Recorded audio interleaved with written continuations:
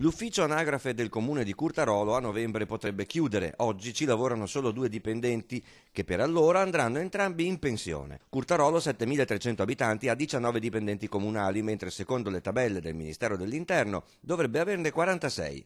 A Candiana il vigile fa l'ufficiale di anagrafe e anche il messo. Nella Bassa c'è Carceri che ha circa 1.500 abitanti e 7 dipendenti, anziché 12. Il comune di Ficarra, Messina, dove sono stati scoperti di recente molti assenteisti, ha circa gli stessi abitanti, 1.400, ma ben 40 dipendenti. In tutta la provincia di Padova, dal 2010 al 2017, per effetto delle normative centrali di non assunzione o di riduzione del personale, i dipendenti comunali sono scesi di 476 unità, da 4.585 a 4.109, mentre la popolazione nella provincia è pure aumentata.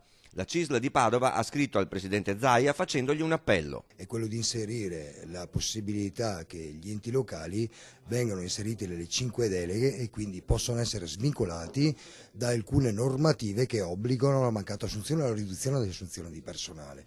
Autonomia quindi di assumere i dipendenti comunali in proporzione al numero di abitanti, così come dice il Ministero. In provincia di Padova, ma i dati sono uguali anche nelle altre province del Veneto, tutti i paesi, piccoli, medi e grandi, sono sotto organico. Vigili urbani, educatori, impiegati, tecnici, assistenti sociali, informatici. Si può anche firmare una petizione online nell'interesse degli stessi cittadini.